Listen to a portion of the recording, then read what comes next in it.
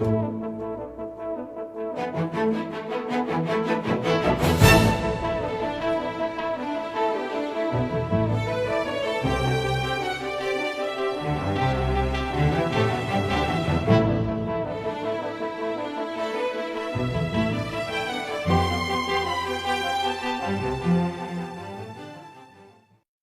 right, now we're getting to some heavier topics. We're going to talk about animal products in our century, and I've titled it, Sitting on a Time Bomb. Just once again to show you the university where some of this research will have been done. The major cancers in Western society, pancreas cancer, prostate cancer, colorectal cancer in males are the three cancers that affect males largely. Prostate cancer in old age is very, very prevalent. And colorectal cancer in the Middle Ages and also in old age, very prevalent.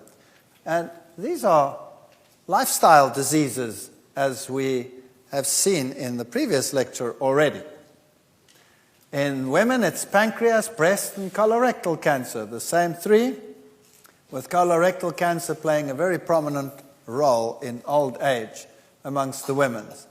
And in the last lecture, we already saw that these diseases are lifestyle-related because the Japanese caught up with Western society as they changed from the one to the other in both the males and the females.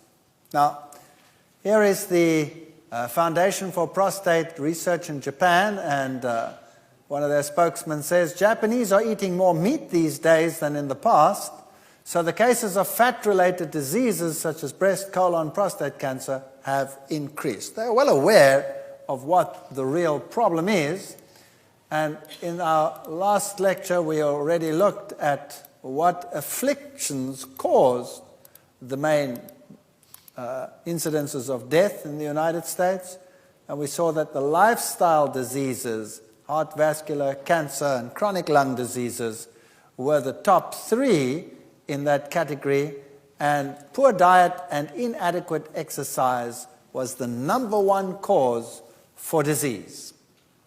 Now, meat consumption is one of the components that contributes greatly to disease in the world. Here's a graph of per capita meat consumption versus colorectal cancer. And again, the higher the meat consumption per nation, the greater the incidence of this cancer. New Zealand, of course, is the meat-eating country in the world. I think only the Afrikaner nation in southern Africa can compete with the New Zealanders in terms of eating meat. Not even the United States comes close to the New Zealanders. New Zealanders believe that chicken is a vegetable. And meat consumption, just to refresh your minds, fish gave an acid load of 7.9 milliequivalents, and meat in particular is problematic because when you heat oils and fats and meat proteins together, you get substances that form which are called heterocyclic amines. So when you do a barbecue, then these compounds, for example, form, or when you make a roast in the oven, and these compounds are these ring-structured nitrogen-containing compounds which are known to be carcinogenic. Some are worse than others, but generally speaking, they're all quite bad. Here is one, alpha C, looks like this, three little rings next to each other. There's a glue P2. They're very similar in structure. It's just the little bonds sit in different places.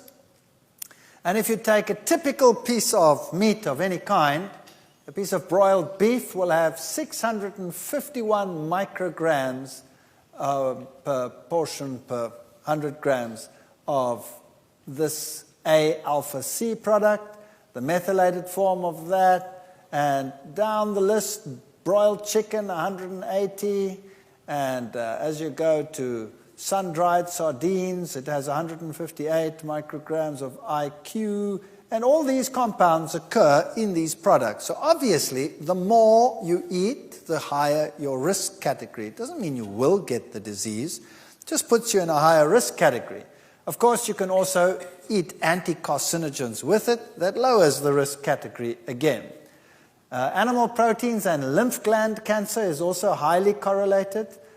New Zealand and the USA, Denmark lead the pack over there in terms of per capita bovine protein consumption, that's beef consumption. And interestingly, this is a huge study that was done comparing vegetarians with non-vegetarians. People that consumed meat more than 4 times per week, notice how diabetes starts increasing after that. So if you consumed meat 6 times per week, you had 4 times the risk of getting diabetes to if you did not do that. So amazing correlations between meat consumption and various lifestyle diseases.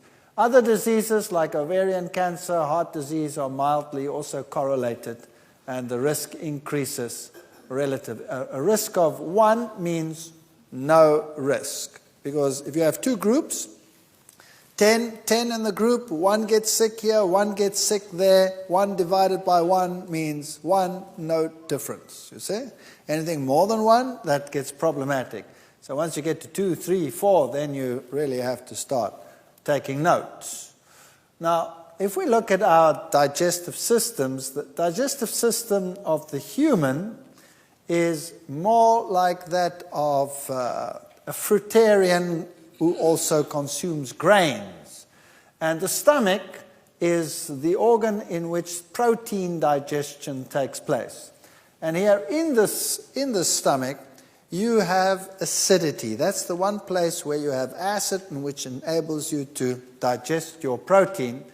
If you put a plant protein in there, then because of the way in which the plant protein is structured, the digestion time is relatively short, and you don't need a very acid medium in order to do that.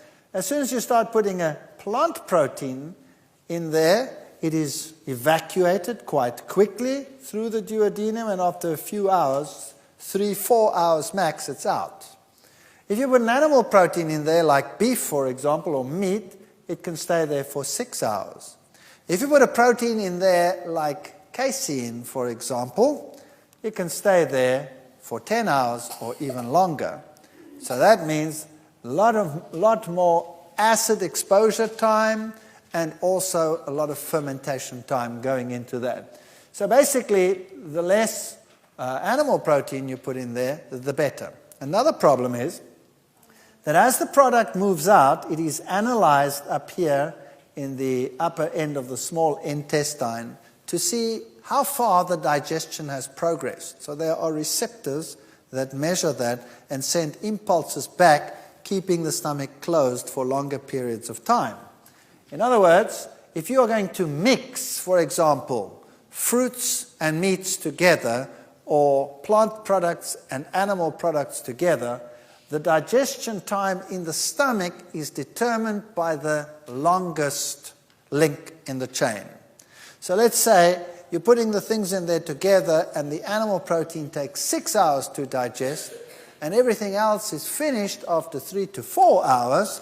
That means that's 2 hours of fermentation time left over, and you're getting fermentation products rather than the actual nutrients that you should be getting. So whenever you mix animal proteins with a meal, it makes the digestion problematic.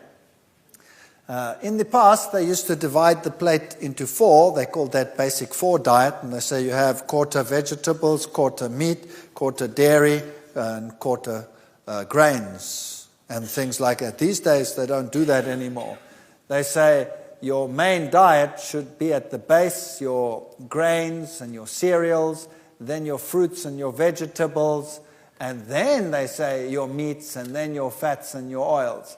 And even this, of course, is not the best way to put it, and the reason for that is as soon as you add meats to your diet, you have all these problems. But there's another problem with animal products, and that is biological magnification. Now, what does that mean? basically in any food chain, as you go up the food chain, you concentrate toxins.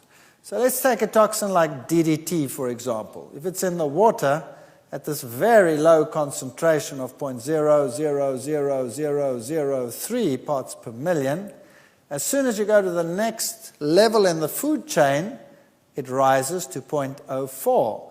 Now you will notice that that is a very considerable. Your 2 decimal places there and your 2, 4, 6 decimal places, you've shifted 4 decimal places.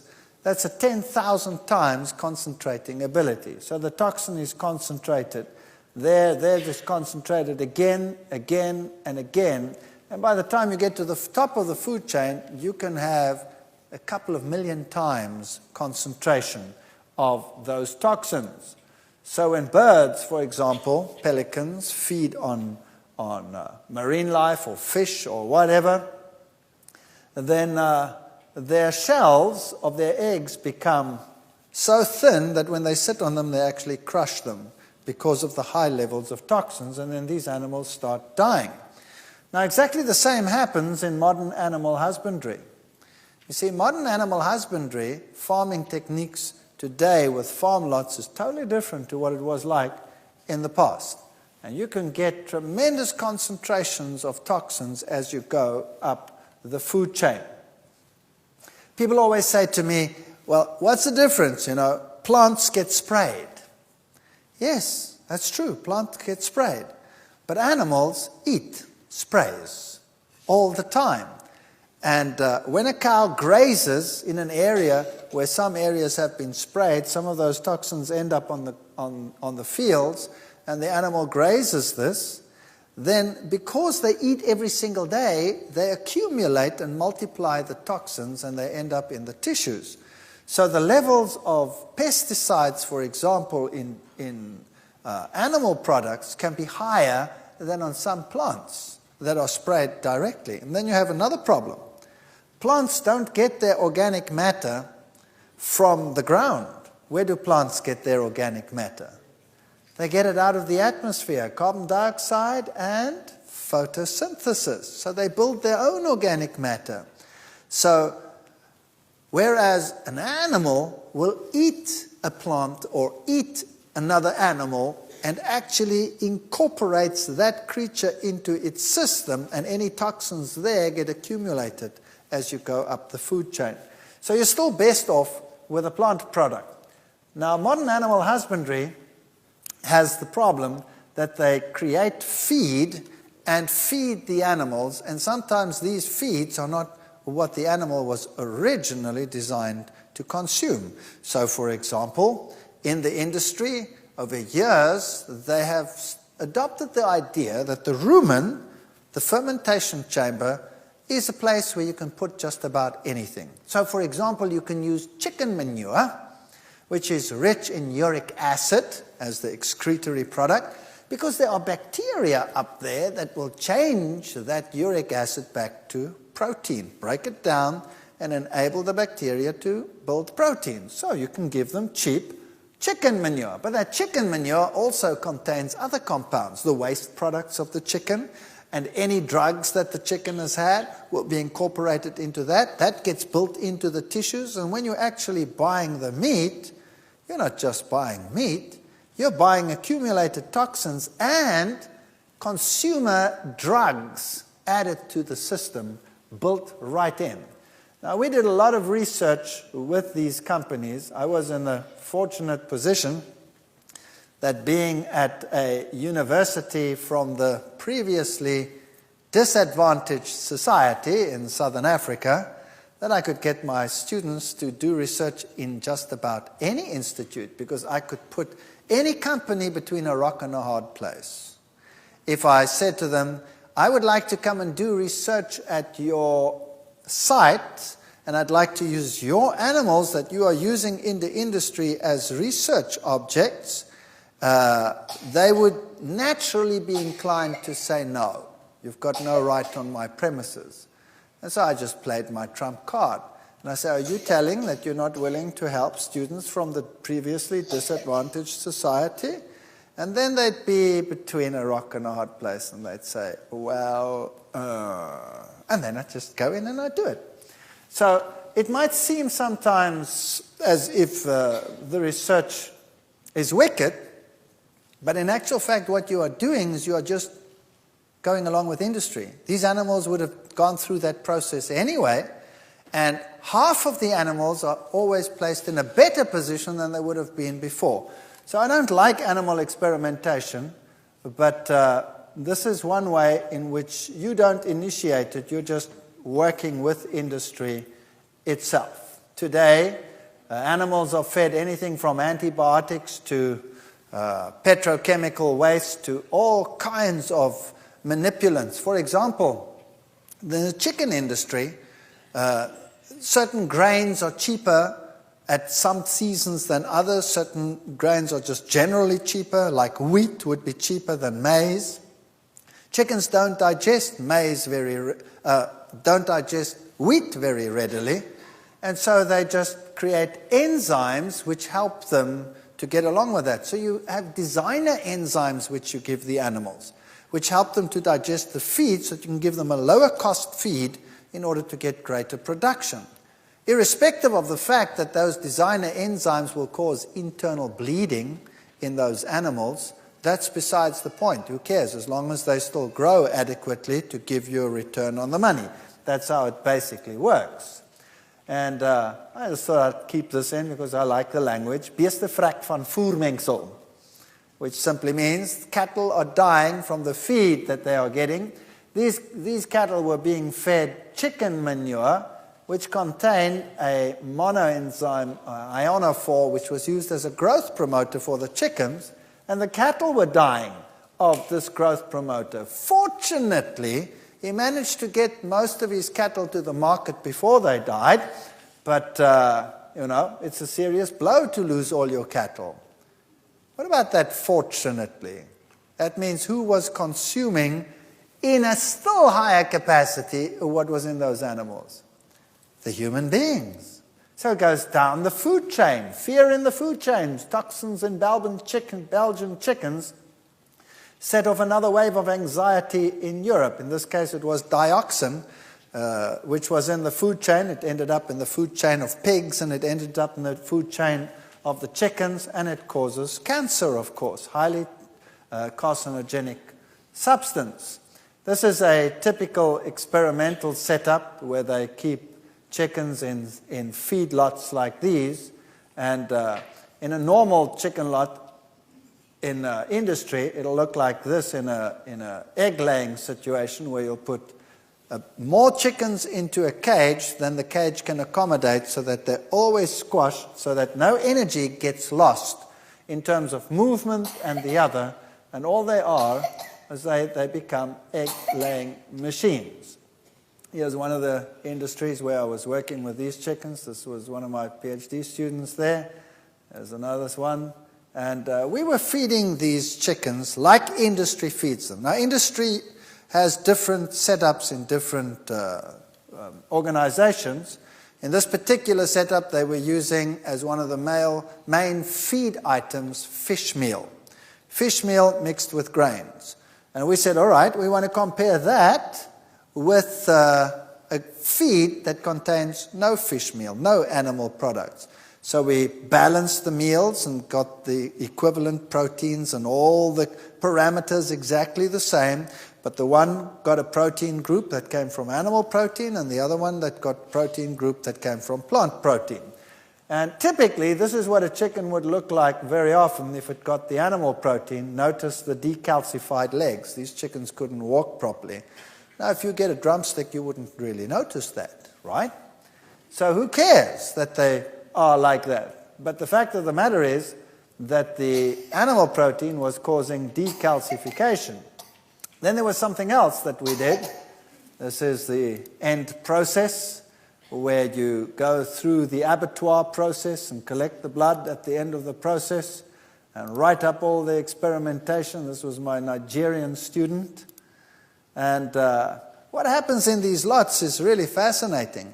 You see, they found out that in order to prevent disease, it's good to give low levels of antibiotics as a preventive. And there's a spin-off that makes it economically viable.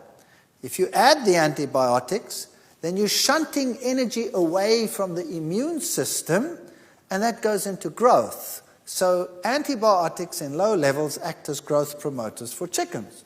So the chickens invariably get fed these low levels of antibiotics.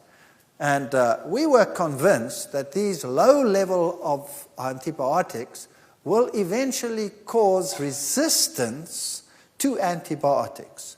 And so should somebody consume that chicken and he would be infected, let's say, by a salmonella or one of these bacteria in the chicken, then he would not be able to be treated when he gets to the stage of actually contracting the disease from these bacteria. When they go through this process, their beaks are burnt away so that they do not hurt each other. They are crowded into areas. And then, of course, the probability of salmonella outbreak is very high. Health alert of a chicken, salmonella outbreak in flocks. And other diseases like encephalitis diseases become very common as well. So in Hong Kong, for example, just a few years ago, they had to kill every single chicken in Hong Kong. And then again, with the next outbreak of flus, they have to kill every single chicken in Hong Kong. In Malaysia, they had to kill every single pig in the south of Malaysia because of encephalitic diseases. This means these are diseases that are transferred from the animal to man and causes encephalitis in man. That's brain fever. And most of those people can die from it. They can be retarded if they survive, permanently disabled, or they die. So, very dangerous diseases that are transferable from animals these days. Hard to swallow.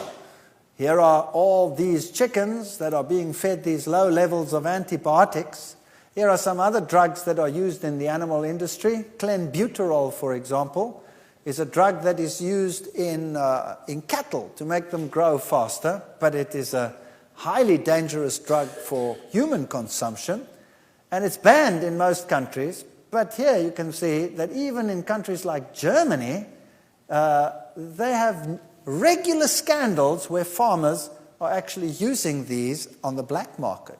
See, if you can get your cattle to go on the market 1 month earlier, and if you have 1,000 head of cattle, that's a huge financial saving.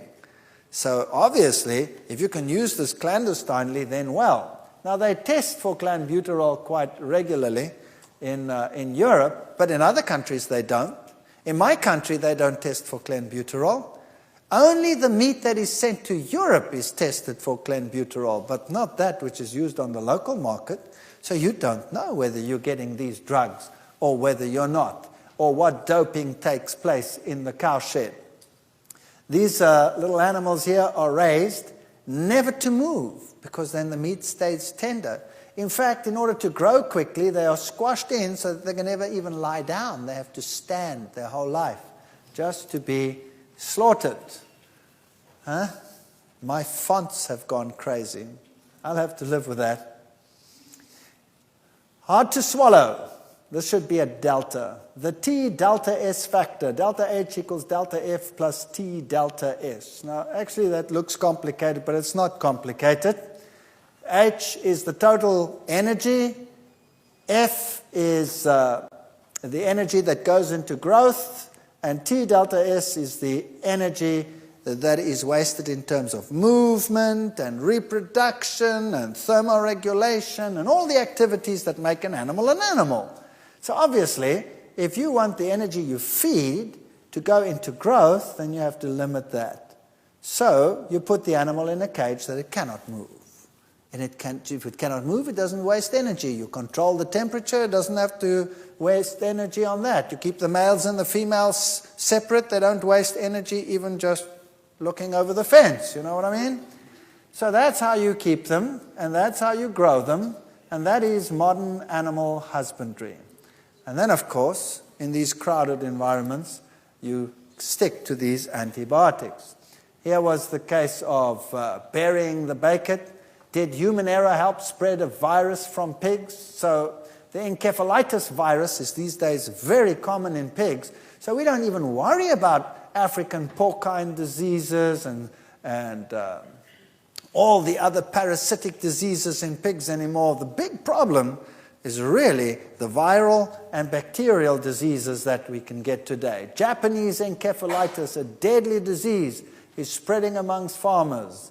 And so they had to go and kill 300,000 animals, 10% of all the pigs in Malaysia.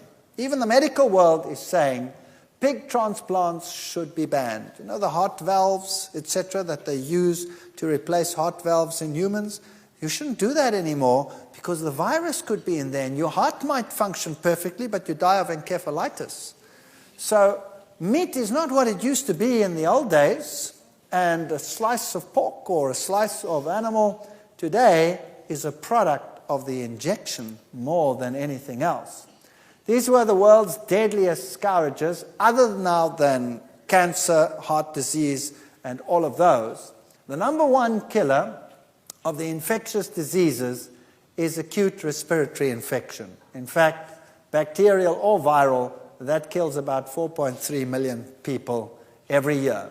Diarrhea, 3.2 million. TB, 3 million. Hepatitis B, malaria, measles, etc., goes down the list. So if you look at the first three, acute respiratory infection, diarrhea, and tuberculosis, all three of them are transmitted by animals. All three. TB you get in animal products, in dairy products in particular. Diarrhea is caused by bacteria, largely bacteria from animal products, so dairy products and meat products, some of it also from contaminated water, but most of these, and the respiratory infections, are because of lowered immune response, which makes it possible for these to come in. So if we look at the mid-80s, you'll see that bacterial infections started increasing on our planet in the mid-80s. So they just soared. That's Campylobacter. That's a bacterium found largely in chicken that causes diarrhea. Salmonella is, of course, the other one, food poisoning. Also started increases since the mid-80s. And if we look at the veterinary record from 1985, they'll tell you what they were suspecting, that antibiotics were being used to counter husbandry practices. So they did an analysis of antibiotics found in beef and chicken and found penicillin, tetracycline, streptomycin, and all of these antibiotics. Penicillin they didn't find in the mid-80s anymore because it wasn't used anymore. It didn't work anymore. So these are the ones that were mainly used. In beef, it was tetracycline, streptomycin, chloramphenicol, and gentamicin. And in any sample tested, in 86% of any random beef sample, you found that antibiotic. In chickens, the percentages were up to the 90%. So streptomycin you'd find in 93% of any random chicken. And in fact, in beef, you would find largely 2 different, sometimes 3, occasionally 4 antibiotics. And in chickens, you'd find largely 3 different antibiotics used at the same time. It's really quite incredible. Now, we had contended for many, many years that antibiotic resistance comes from the farm. And then the farmers said, no, it's from the medical world. The medical world is using these drugs on humans, and that's why it's a problem. And the medical world said, no, no, no, no, it's the farmer that is using it. So the pot was calling the kettle black and vice versa. So we designed a very simple experiment to actually settle the question. Where did it come from? Antibiotic resistance bacteria in the 80s in Mexico showed penicillin 100% resistance. All these bacteria, whatever they were, from Staphylococcus to Salmonellas, all of them were up to 100% resistance. So penicillin didn't work at all in the mid-80s. When it came to the others, they were sometimes effective, sometimes not. And so how can this antibiotic resistance affect you? So by the 90s, 1991, 92, suddenly mystery infections in hospitals started to kill people. And then it started increasing to an epidemic. Animal antibiotics threaten hospital epidemics. And what was the problem? The killers within, all these bacteria, were now resistant to antibiotics.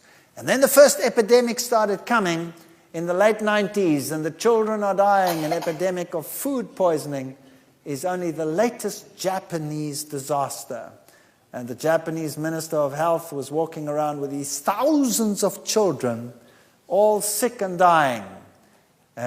What happened here was that there was this major disaster of beef that had been contaminated with E. coli. And after school, little children went home from Sakai, and they came down with this sickness, an epidemic that the World Health Organization declared unprecedented in modern history. 8,500 people in the one little village, and it was an ordinary E. coli bacterium that caused the problem. Children complained of vomiting, diarrhea. Doctors, assuming they were treating simple food poisoning, gave them antibiotics and sent them home. And did the antibiotics work? Of course not. Why not? Because the bacteria were resistant to antibiotics. They'd come out of the system. So the epidemic became a painful blow to the Japanese psyche. Thousands of people sick. The Spiegel came up with an article, Deadly Eggs, and packed the eggs in a little coffin. And the question was, is it still safe to eat eggs? Then legislation started coming in. In Europe today, you cannot order an eggnog. You cannot order a Sunnyside egg from a restaurant. If you go to France and you order a Sunnyside egg with the yolk soft, you go to jail if the cook gives it to you. He's not allowed to. It's against the law. So nothing is what it was before. Spain started introducing legislation. Then Belgium. Eventually it spread to the whole of Europe. Days per week egg consumed, and you start seeing that there's a correlation also between prostate cancer, colon cancer, and egg consumption and ovarian cancer, very highly correlated. So the more eggs a woman eats, the higher the correlation of ovarian cancer. That's besides the salmonella problem in the eggs. And here's another Afrikaans one, besmetting van hoendereiers brei landwyd uit. So the chickens started getting sick all over the world. Superbugs were coming into the world. And this is a journal, Science, which reported that most of the diseases from the Campylobacter, Salmonella, E. coli, Listeria, that's a bad one over there. If you get Listeria infection, you can go blind. If you are pregnant, you can give birth to stillborn babies, deformed babies, terrible one to get. Most of it comes from poultry, raw milk, untreated water, eggs, poultry, meat, ground beef, raw milk, ready-to-eat foods, seafoods. Those are the number one causes of these infections. So we wanted to solve the problem. Is it from the farm or is it from the medical world? So we designed a very simple experiment. We were actually the first ones to show this. We're quite pleased with that.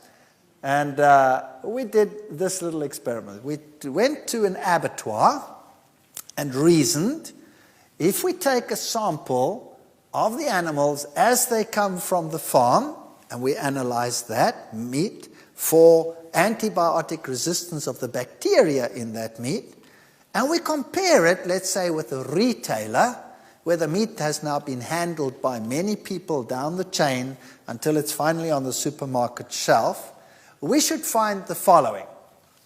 For example, let's take any one of them, Staphylococcus. And we see in the abattoir, we found that the bacteria, as they came from the abattoir, showed a 90.5% resistance to tetracycline.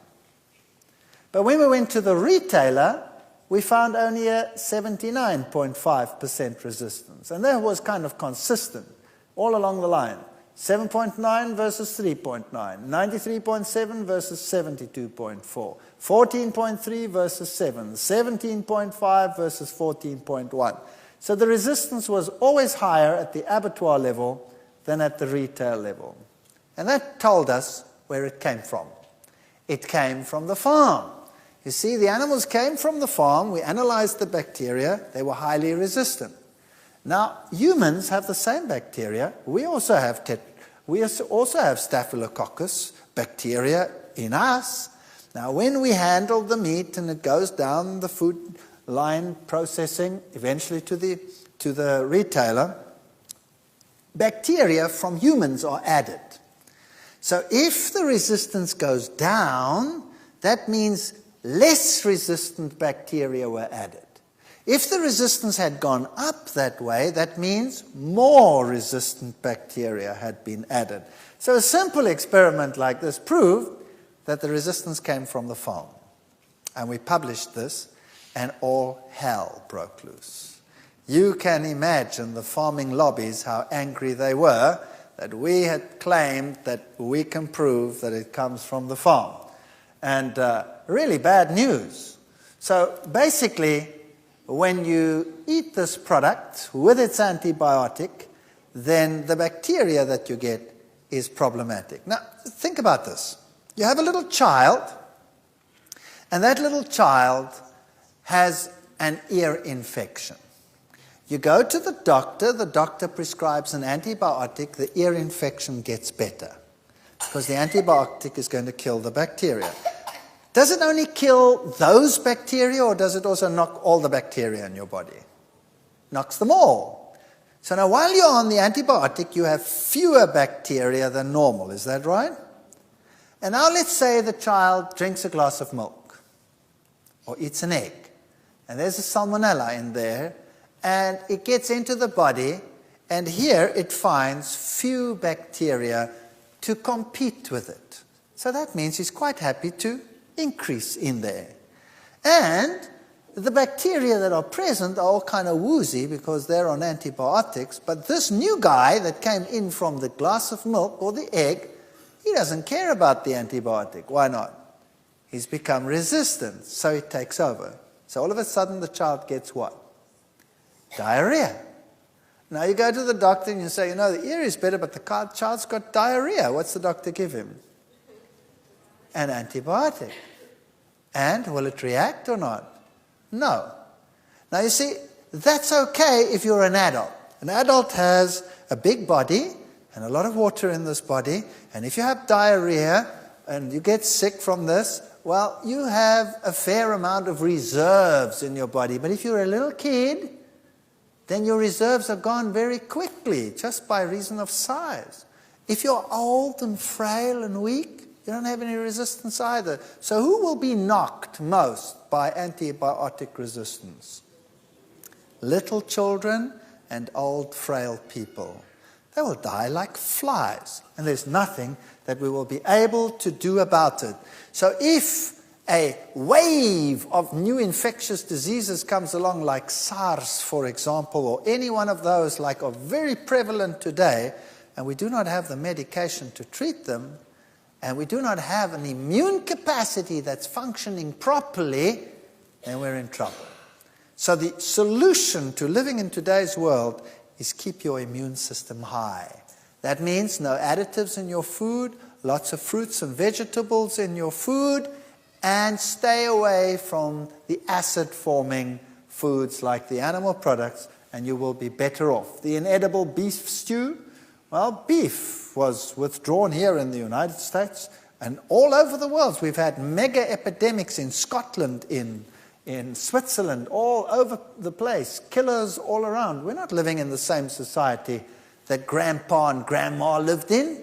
So what do people say? People say, well, we'll have to give up these meats that are dangerous, we'll switch to the exotics. So they start switching to ostrich meat, which is booming industry. Do you know that these animals are very highly susceptible to Ebola viruses and things like that? When you get those, you're dead. You're dead. And then bacteria that outwitted antibiotics started causing streptococci, started causing rotting flesh on the body and all kinds of problems. Malaria is back with a vengeance. Why? Because the host And not only the host, but also the vector have become immune to the medication that is being used in the world today. So you know what our science has done over the last few decades? Science has brilliantly given mankind a suspended sentence. That's what it's done. It's put in medications in the world which has kept all these infections at bay until all the organisms have now basically reached a point where they are resistant to most of what we have in the world today. And we are sitting on the brink of what could become an explosion of epidemics. Because the animals have started to outwit our drugs. And it's not so easy to develop new potent antibiotics. So we're living in a different society to grandpa and grandma. Then, how safe is seafood these days? People say, well, I'll be a seafood consumer. Here's a typical market of seafood. Beaches hit by health ban. The poisoned Amazon. Cholera makes a comeback. And then the seals started dying. In their thousands, they started washing up on the beaches. In pristine areas, such as, for example, along the coast, the west coast of Africa. No industries, no nothing. And the animals started dying like flies. Why? Then the people say, but these animals are undernourished, that's why they're dying. They were dying actually of pneumonia. That's what they were dying of, pneumonia. And if you look at them, they don't look very undernourished, not at all. But there are certain chemicals in the water that didn't exist in the water a few decades ago. For example, there's a chemical in the water called TBT, tributyl tin. It's a compound that they add to the paint of ships, oil tankers. It's only permitted for oil tankers, where they paint the oil tanker to keep the barnacles from growing on the oil tanker. All others must be scraped manually to clear the barnacles off. But this compound keeps the barnacles off because it's hard with the oil tanker to clear it. Now, the concentration in the ocean is very, very low. I mean, it's incredibly low. But as you go up the food chain, it gets concentrated, and a seal can actually have up to 50 micrograms per 100 grams in its fat. So, what happens? The seal is swimming around, is normally quite wholesomely happy, nothing wrong with him, and the toxin is stored in his fat. And now there is a lull in the fish. Let's say for a day or two the fish are scarce, or for a few days. What does he live on during that scarcity? His fat. So he burns his fat. And as he burns it, the TBT leaks into the blood system. And when it's in the blood system, the immune system goes. Out goes the immune system.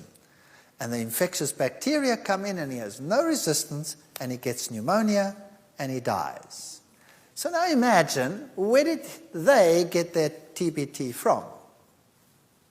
From the fish that they were eating. So now imagine you start eating fish regularly. That means you get those same compounds that the seals are getting, plus the PCBs and all the other compounds that are in there. And where do you store them? In your fat. And now you're fine, because they are basically out of the way. You've stored them in your fat. And then one day, you get sick. You get a normal flu. And you're feeling lousy, and you have a bit of a temperature. And you're lying in bed, and you're starting to burn up. And you stay in bed. And you're not hungry. And you have a temperature. What do you burn in order to supply that energy? Your fat. And what happens to those compounds? They leak into your blood. And what does that do to your immune system? Knocks it out. And then you get super sick. Then all of a sudden, instead of just having a flu and a cold, you actually start coughing like crazy, and you end up with pneumonia, eventually double pneumonia, and you're in the hospital, and everybody says, you know, the bugs are getting tougher these days. No. The bugs are not getting that much tougher. Our ability to cope with them is getting poorer. Does that make sense?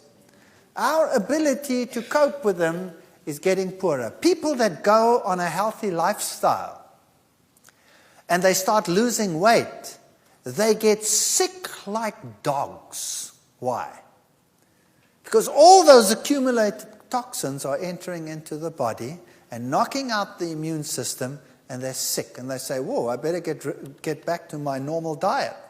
The way to do it is to reduce slowly and effectively and drink lots and lots of fluids and detoxifying liquids to wash that stuff out of your system, and then start life with clean fat thereafter. Omega-3 fats. Don't they tell you that you have to have fish in order to get your omega-3s? Yes or no? Well, we'll be dealing with that in the next session.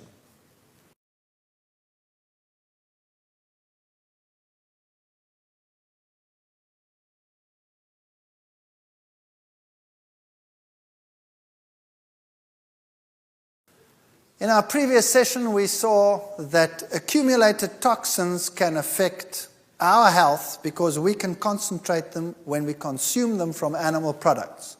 And so we saw that fish in particular accumulate many of these toxins from the marine environment.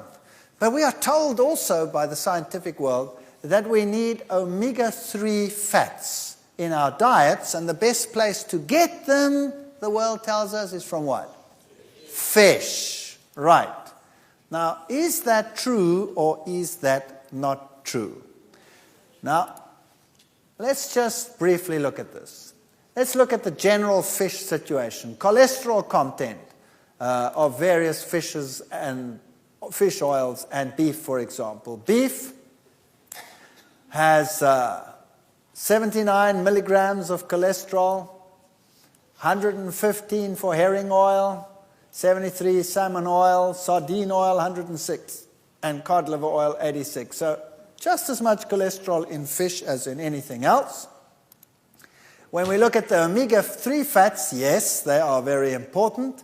They help to decrease the stickiness of the platelets and the blood clotting cells. They tend to decrease blood pressure. They tend to decrease serum triglycerides. Those are the fat molecules in the blood. If a heart attack does occur, they may decrease the muscular damage, and they appear to decrease the likelihood of blood vessels blocking up after bypass surgery. So omega-3s are good, and they are healthy, and we need them in the diet, and we are told fish is the best place to get them. What disorders may benefit from omega-3s? Rheumatoid arthritis. You want high omega-3s in your diet there. Primary Raynaud's disease, psoriasis, gastric intestinal diseases. So these are skin diseases, and these are intestinal diseases, Crohn's disease. These are nervous diseases, depression, over-aggressiveness, carcinomas, that's cancers, and various pulmonary diseases. So, omegas are very good for you. Here's the metabolic pathway. The first fatty acid that we're dealing with here is alpha-linolenic fatty acid. Now, that is one of the essential fatty acids that we find in plants.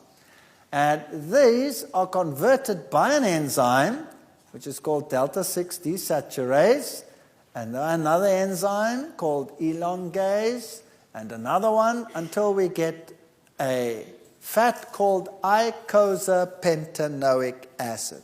Now, that one up here, alpha-linolenic acid, is an omega fatty acid, and eicosapentaenoic acid is another one. Now, this one over here, eicosapentaenoic acid, is the one that you find in fish. That's the one you find in plants. So plants have alpha-linolenic, and fish have eicosapentaenoic acid. So if you were to get your omega fatty acids from plants, that's the one you'd get. Then you have the enzymes in your system to convert that, as you need it, into that. Does that make sense? All right.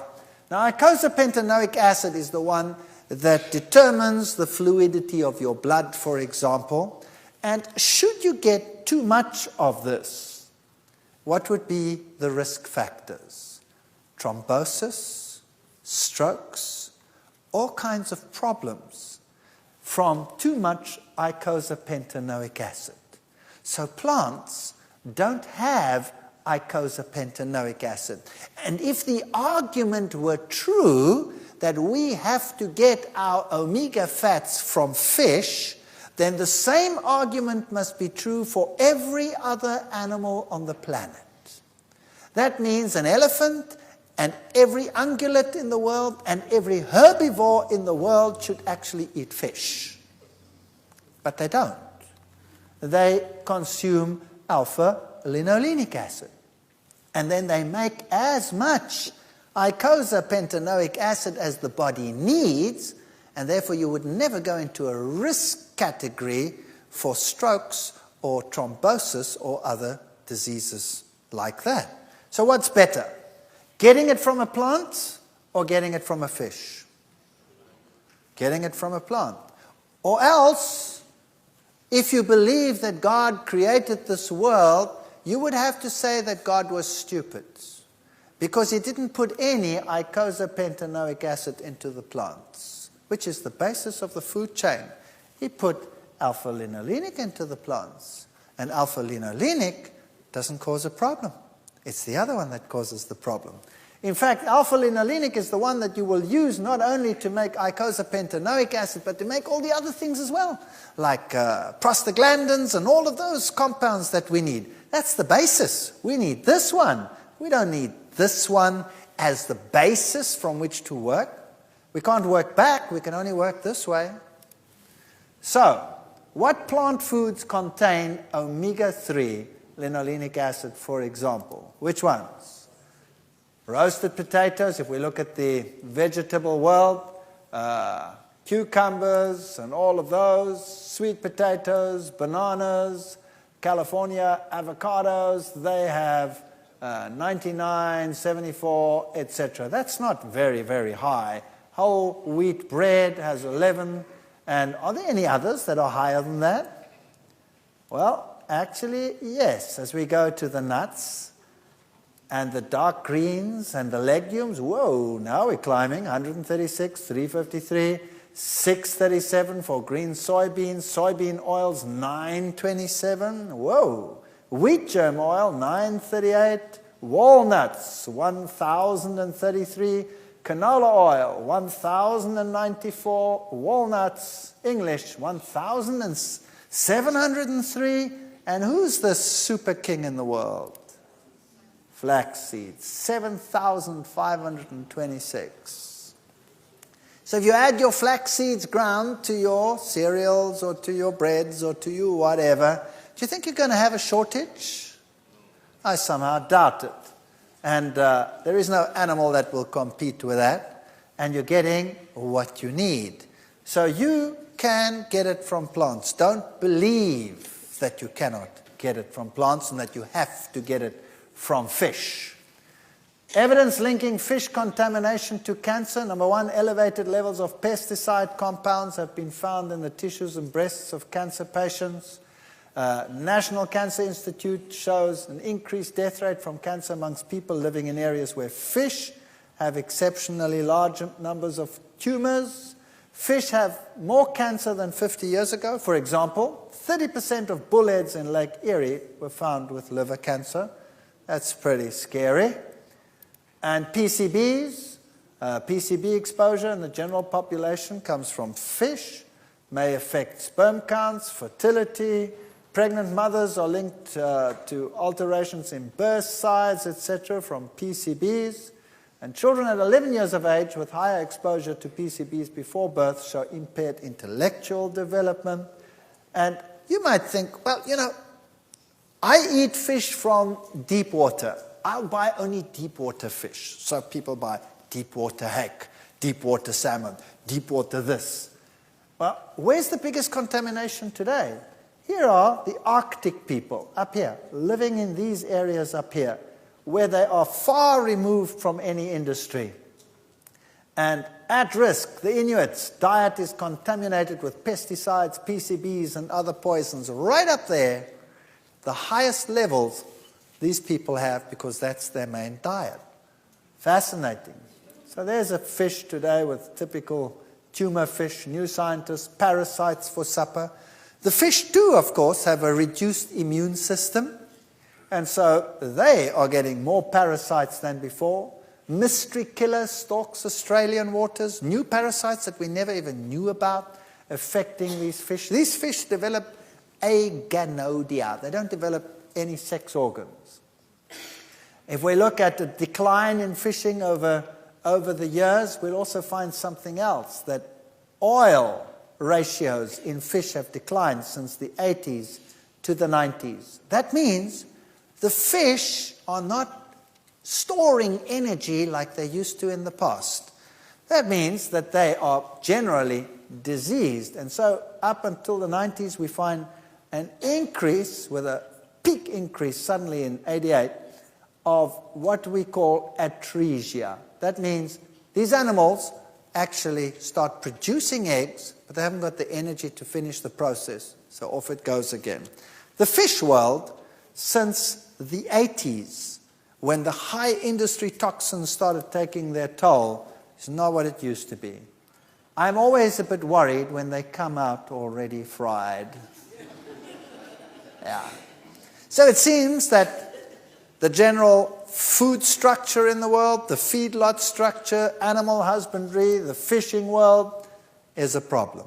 And then we have some new exciting occurrences. Mad brains, mad cow's disease. In humans, it's called Creutzfeldt-Jakob syndrome. And what caused it, they found, was a prion.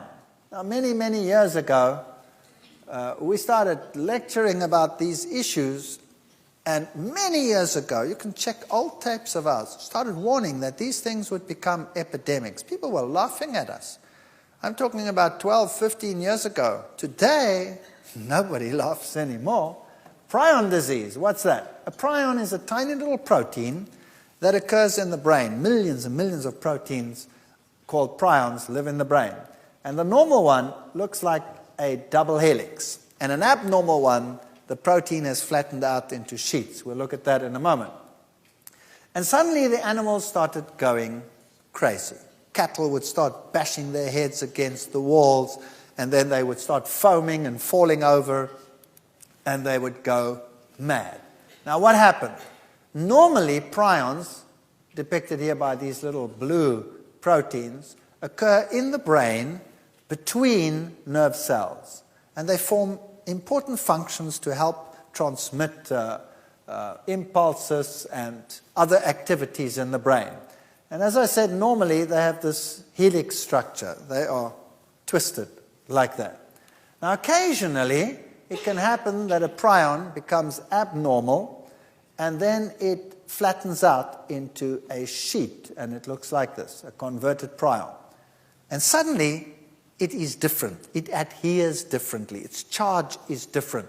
And instead of lying between the nerve cells like this, it actually goes and sits on the nerve cell. It packs onto the nerve cell. Later it covers the whole nerve cell, and that nerve cell cannot exchange oxygen anymore, and it dies. And when it dies, it gets resorbed, and then there's a little hole where the nerve cell was. And eventually a lot of nerve cells start dying, and then the whole brain gets full of holes, and it starts looking like a sponge. That's why it's called a spongiform disease, like a sponge. Bovine means cattle, spongivore, encephalus, brain inside the head, literally means cattle with sponge brains. That's what it means. And I said, well, that's too bad for the cattle, but fortunately not too bad for us. It just means we have to eat more meat, because all these cattle are going to die, and so we consumed them. And at that time, Major was in England when the epidemic broke out. Major was the Prime Minister, and he said, don't worry, no problem, it cannot affect you, everything's fine. Spiegel didn't believe him and had this little cartoon of him. I've eaten beef all my life, and I can assure you it never caused me any harm, moo. Now, the fact of the matter was that they said, well, this is something to do with the brain, and it won't affect the meat. You'll be fine if you eat the meat. The epidemic started in the 80s. Then by 92, it reached its peak, and thousands of cattle were affected, as were tests that were made. And eventually it came so far that it would kill just about all the cattle in the entire British Isles. And the epidemic was under control by the late 90s. Now, what happened? Notice at the peak of the epidemic, 1992, these were the exports of beef to the rest of Europe. So at the peak of the epidemic, 1992, beef exports just exploded and tripled in millions of tons to Europe. You see, they had a lot of cattle that they had to put down, and so people had to eat this meat. Not only that, what's not shown on this graph is the huge quantities of carcass meal, where they actually condemned them and ground them down and dried them and sent the feed over. And this feed was used in the whole animal industry. It was used for fish farms, it was used for chicken farms, it was used for all of those.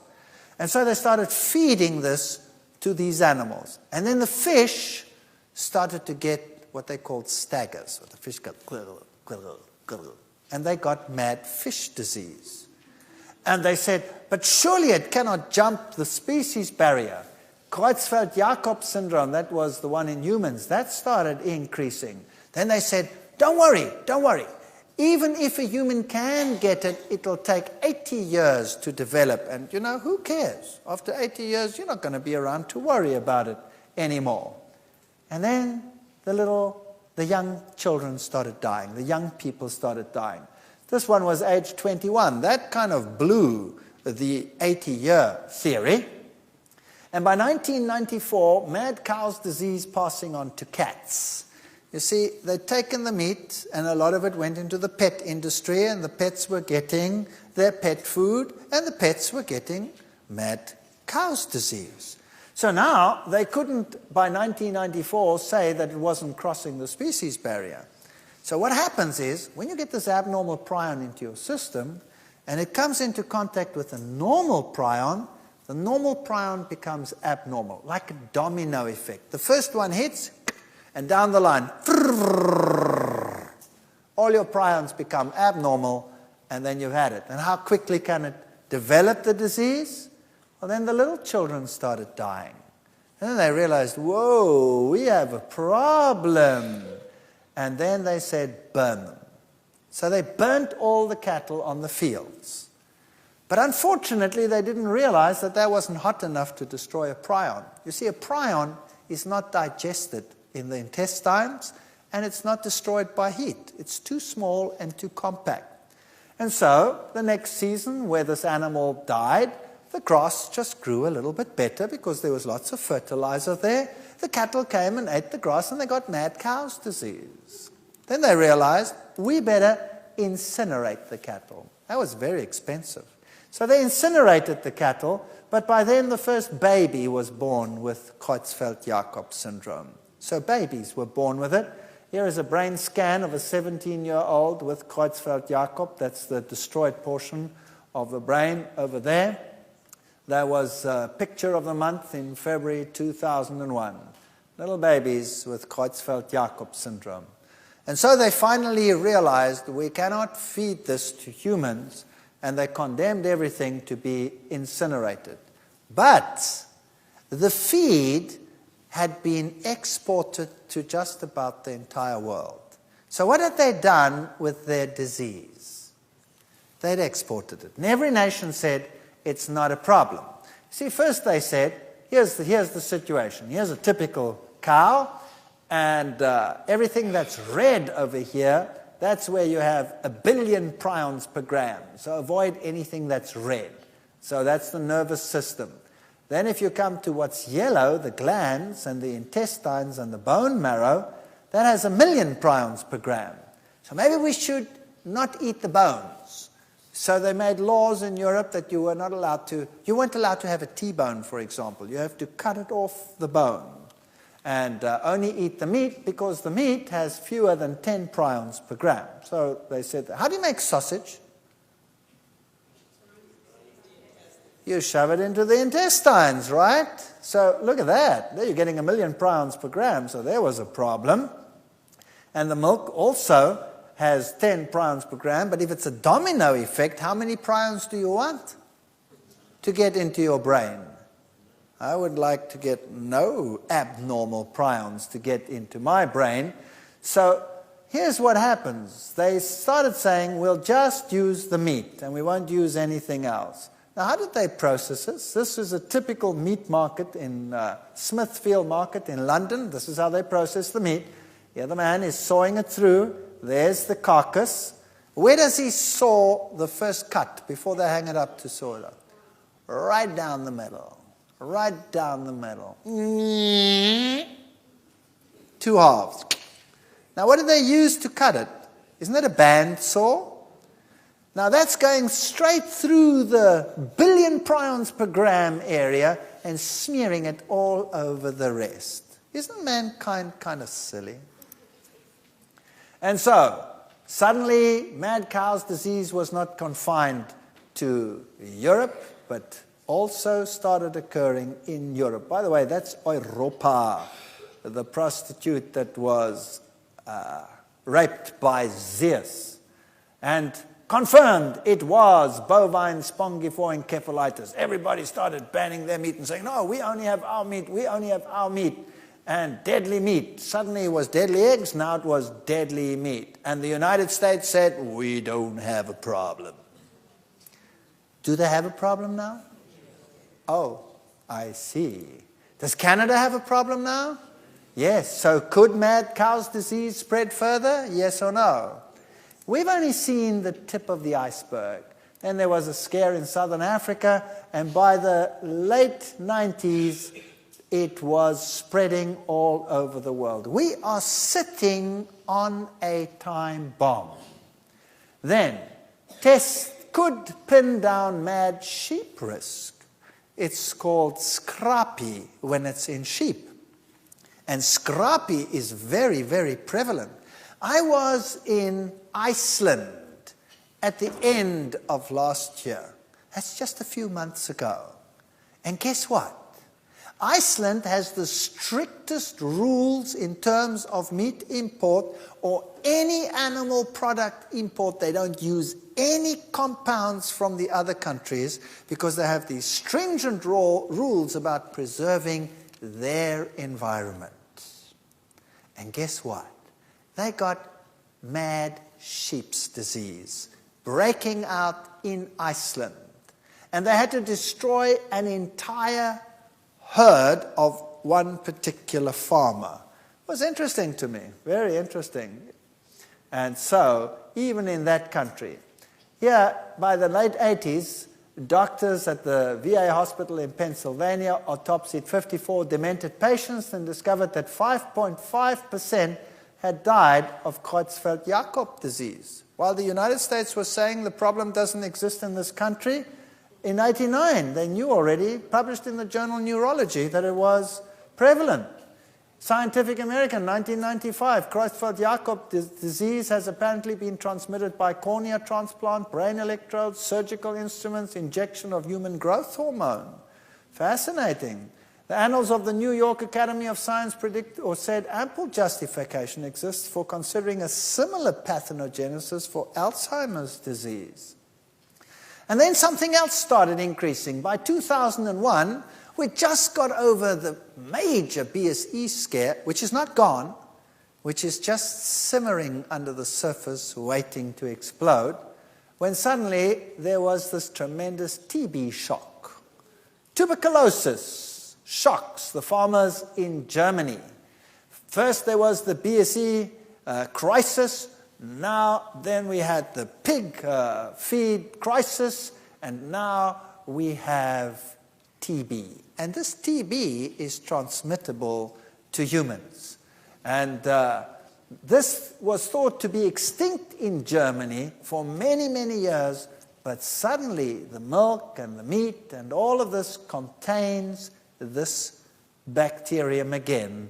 And we are at risk from getting TB from these animals. And then foot and mouth disease, Maul- und Klauenseuche, animals, sheep, goats, all these pigs, all these creatures, also the wild animals, started getting foot and mouth disease. And hardest hit again, England. England had just killed all its animals, re-imported new animals, and started the whole industry all over again when suddenly they got foot and mouth disease. Death on the farm. And this is now close to our time. And what did England have to do? Well, England had to kill every single cow and pig and animal in the whole of England. And here you can see the pictures. It was horrendous. And here was the slaughterhouse as they burnt again hundreds of thousands of cattle with foot and mouth disease. And Europe refused to import the meat from England. Now, this is a fascinating story. Now, the rest of the world also got foot and mouth disease. You had an outbreak everywhere. You had it in Australia, you had it in Southern Africa. The outbreak was just about universal. What did the other nations do? The other nations said, well, that's ludicrous. England has got a screw loose. Why kill all these animals and why get rid of all that capital? There's a much easier way to deal with this disease, and this is what the other countries did. They made huge quarantine farms, and they put hundreds of thousands of heads of cattle with foot and mouth disease into quarantine. And then they immunized them all. They immunized them. And then eventually the disease was under control and the problem is solved. So the whole bang shoot was immunized. Now, what does immunization do? Immunization, as the word implies, makes one immune. Is that correct? That's what immunization does. Makes one immune. Does it get rid of the vector, the cause? No, it just makes you immune to the cause. Now, previously, think about this. If the cattle were not immunized and they got foot and mouth disease, you knew that animal was contaminated, right or wrong. And what did they do with it, like they did here in England? Put it down, burn it, and it's gone. If that disease is then not in the other animals, it means none of them have it. Is that right? Now they're all immunized. Do you know whether they're carrying it or not? No. So when you eat it, good appetite. Good appetite. Well, it doesn't kill humans. It doesn't kill humans, they say. It doesn't do that. It just causes blistering and mouth blisters and a terrible flu. That's all. It's not so bad. It won't kill you, so that's not too problematic. But if we go down this line, eventually we can have plasmid transfer between bacteria and other organisms, and they can make new strains of problematic outbreaks like SARS and all of these. What are we actually doing? Keeping an industry alive so that we have the product to eat while we are breeding super killers. Did you know that they are expecting outbreaks that could wipe out whole cities? Did you know that they're expecting that? Why? Just to keep on eating what we ate before? We've already seen in the first lectures that the healthiest diet in the world is a diet that is rich in plant foods. And in fact, most animals in the world subsist largely on plant foods. How much trouble would we avoid if we gave up animal products? Unbelievable. We would benefit on every turn. If we gave up butters, we would have a better cardiovascular system. If we gave up meat, we wouldn't be exposed to these risks that everybody else is exposed to. And we would have a far better capacity to deal with whatever is coming. I'm not saying we won't get sick. I'm just saying you'd have a far better capacity to survive. We're in suspended state of grisly animation. We're just waiting and praying. This is our worst nightmare. And so it started spreading all over the world. And mankind with its drugs is creating a time bomb that sooner or later will explode. Me? Bovine spongift for encephalitis? No, I just have a normal foot and mouth disease. And I'm going to export it to the whole world. I like this guy. He's sort of interesting. He's having a typical burger. Do you know that you can have a burger that tastes just as good as that one with a plant-based patty on it, and you wouldn't even know the difference sometimes, and sometimes it would taste better? What skin is it off our nose in the days that we live in with all the culinary expertise that's out there in the world to change the patty and reduce our risk? Doesn't that make sense? Life without beef. Time magazine had this wonderful picture here with all the vegetables and asked the questions, can plant foods replace meat? Where's the beef? The answer is yes, they can. But the decision as to whether we want to do this or not is ours.